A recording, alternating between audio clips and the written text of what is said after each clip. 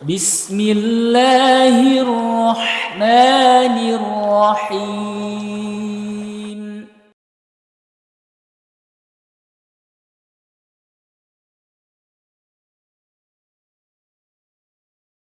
Assalamualaikum warahmatullahi wabarakatuh. Sahabat ngaji yang Allah muliakan. Pada kesempatan kali ini, pertama-tama kita ucapkan alhamdulillah karena Allah memberikan kesempatan kepada kita untuk bisa terus membaca Al-Quran.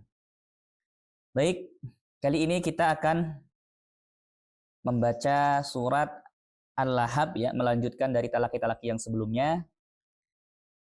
Sekaligus kita membahas beberapa hukum tajwid yang ada di dalam surat Al-Lahab ini. Kita mulai, ya. A'udzu billahi minasy syaithanir rajim. Sahabat ngaji di rumah, tolong perhatikan juga bagaimana pengucapan bibir daripada pembaca, ya. Bismillahirrahmanirrahim. Tabbat yada abi lahabin wa tabb. Nah, kita bahas dulu ayat pertama. Di sini ada ta sukun, ya, tabbat. Nah, ta itu memiliki sifat hamas dan akan terdengar lebih jelas ketika ta ini sukun. Sifat hamasnya akan terdengar lebih jelas, ya. Tabbat. Namun perlu menjadi catatan bagi sahabat ngaji di rumah bahwasanya hamas pada huruf ta atau kaf, ya, itu harus terdengar oleh orang yang paling dekat saja jaraknya dengan si pembaca. Tidak boleh sampai terdengar jauh, ya. Jadi tidak boleh berlebihan mengeluarkan sifat hamasnya. Tabbat, tabbat, gitu, ya. Baik, lanjut. Yadaa. Nah, di sini ada mad tabi'i, yada bertemu dengan hamzah. Nah, ini maka kita hukumi mad jaiz munfasil karena mad tabi'i bertemu dengan hamzah di kata yang berbeda. Yada dengan abi adalah dua kata yang berbeda. Oke. Jadi kita hukumi mad jaiz munfasil karena apabila mad tabi'i asli bertemu dengan hamzah di dalam kata yang berbeda, itu disebut mad jaiz munfasil. Panjangnya menurut riwayat Hafiz an Asim jalur Syatibiyah yaitu 4 atau 5 harokat. Oke, kita dari awal bacaan ini kita pakai yang 4 harokat saja, ya. Jadi harus konsisten sampai akhir 4 harokat. Jangan selang-seling 4 atau 5 gitu, jangan. Ya, kalau 5 harokat ya 5 harokat dari awal sampai akhir. Gitu, ya. Baik, berarti ini kita bacanya 4 harokat. Yada abi. Nah, baik, lanjut ke di sini juga kita menemukan lahabiwa. Nah, di sini ada tanwin, ya, ba berharokat in, ya, tanwin bertemu dengan waw. Nah, maka hukum dari bacaan ini adalah mad. Hukum dari bacaan ini adalah bukan mad, tapi idgham bi gunnah. Kenapa disebut idgham bi gunnah? Karena makna dari idgham bi gunnah itu adalah apabila ada nun sukun atau tanwin bertemu dengan huruf ya, nun, mim, waw. Ada 4 huruf, ya. Ya, nun, mim, waw disingkat yanmu. Nah, dalam keadaan ini di surat Al-Lahab ini lahabiwa ini tanwin bertemu dengan waw, ya. Maka kita hukumkan bacaannya dengan hukum idgham bi gunnah. Cara membacanya adalah dengan cara dileburkan, ya, tanwinnya dileburkan ke wawu gitu. Dan menyisakan gunnahnya, ya, khaysyumnya, dengungnya. Saya contohkan bacanya, ya. Lahabiu, lahabiu. Nah, tapi ketika mengucapkan harokat dari wawu tersebut, yang mana di sini harokat fathah wawunya, suara gunnahnya sudah hilang. Lahabi watab wa. Nah, sudah hilang tuh suara gunnahnya. Lahabi watab. Nah, di sini juga kita menemukan ada watab, ini adalah qalqalah akbar. Kenapa disebut qalqalah akbar? Qalqalah akbar itu apabila ada huruf-huruf qalqalah ya yang bertasydid dan berada di waqaf. Oke. Maka pantulannya harus lebih kuat, akbar. Watab, watab. Gitu ya, dan ditahan dulu karena ada tasydid di sini.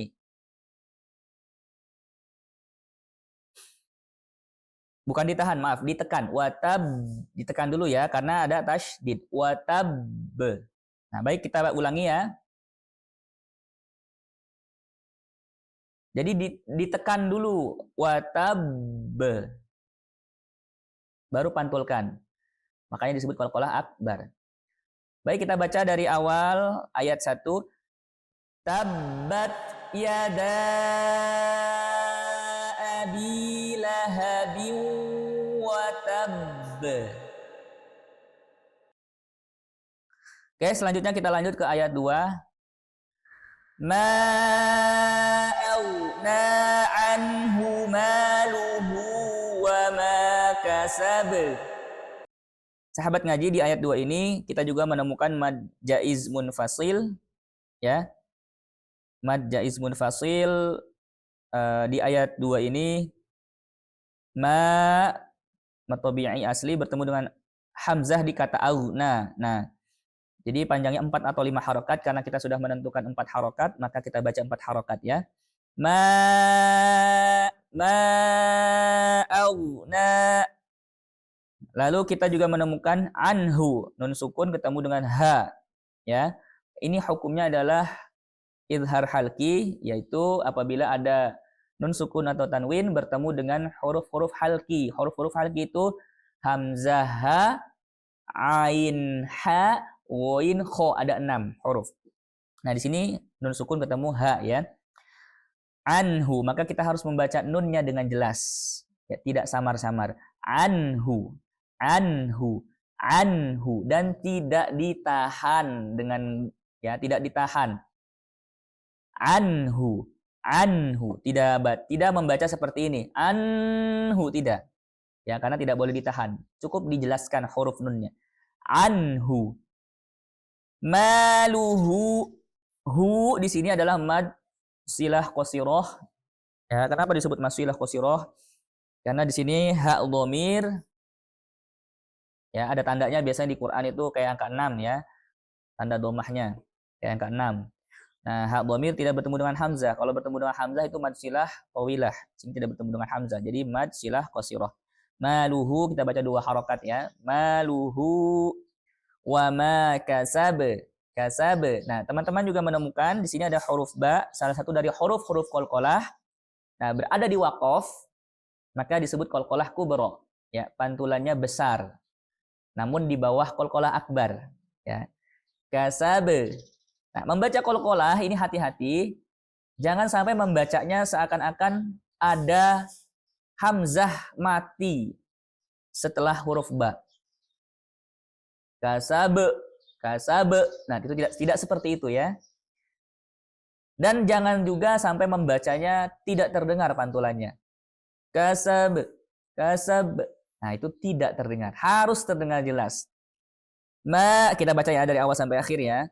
Ma aghna anhu maluhu wa ma kasab.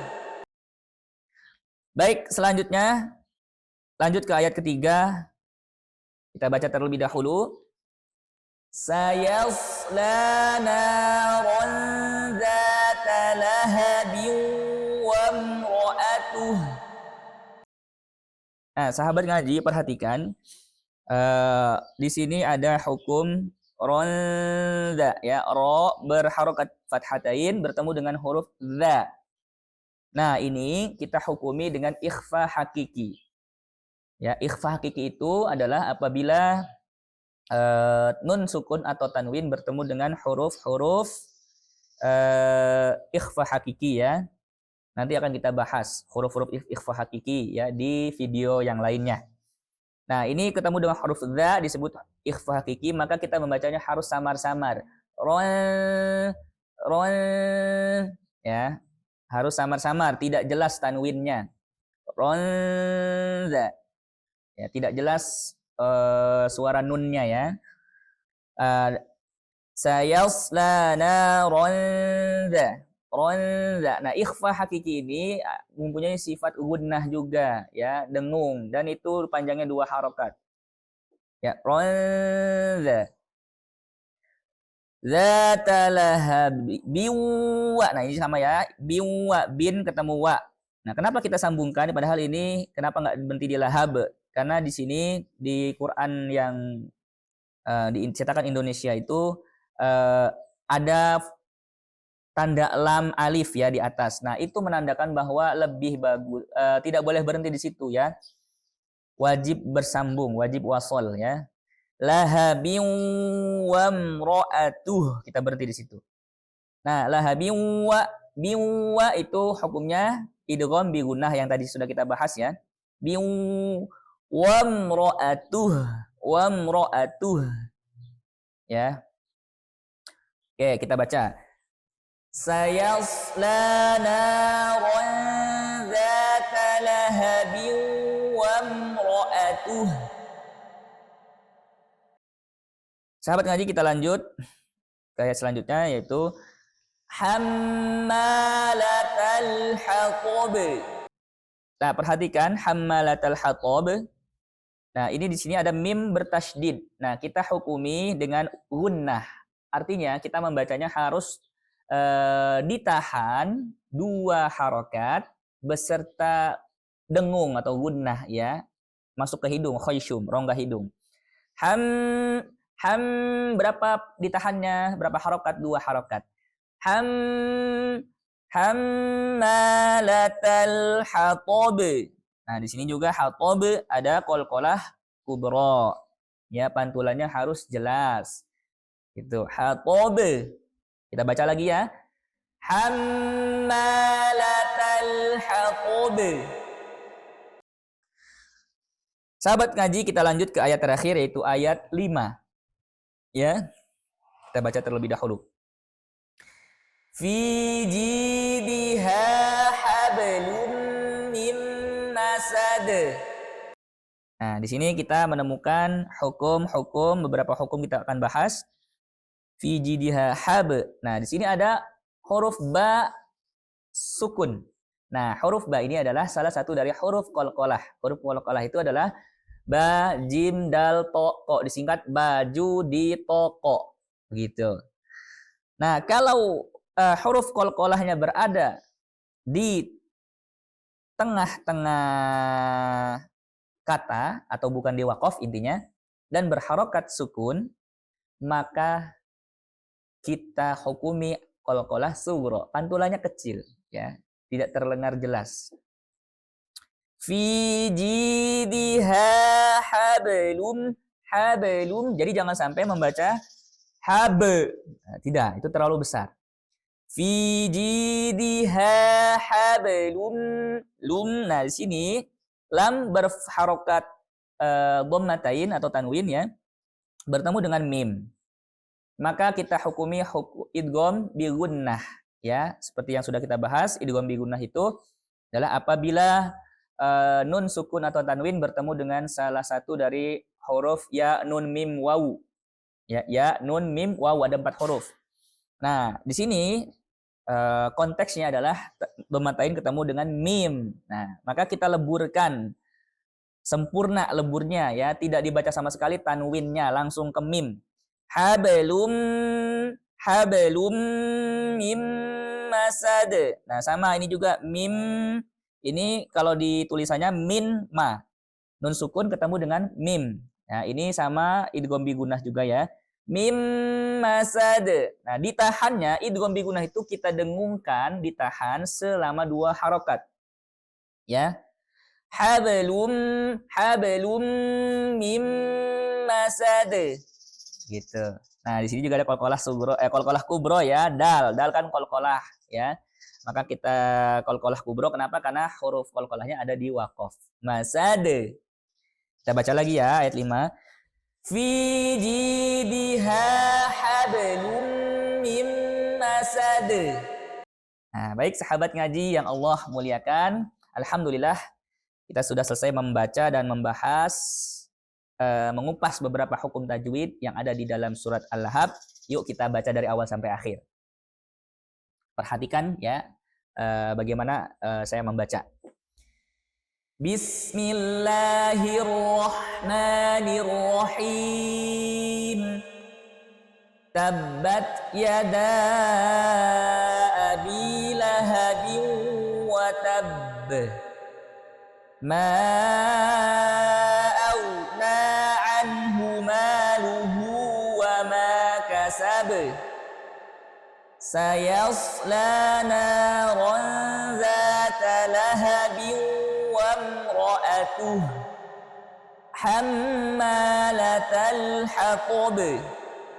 Fi jidiha hablum mim masad. Baik sahabat ngaji yang Allah muliakan, selamat berlatih dan mencoba di rumah dan tetap istiqomah untuk selalu membaca Al-Qur'an setiap hari, jangan terlewat. Ya, walaupun satu halaman, walaupun satu ayat bahkan. Kita harus sempatkan karena banyak sekali faidah-faidah yang akan kita dapat ketika kita membacakan Al-Qur'an ya. Baik, terima kasih. Tolong dukung channel kami dengan cara subscribe dan like dan share agar banyak orang yang bisa mendapatkan manfaatnya. Terima kasih. Wassalamualaikum warahmatullahi wabarakatuh.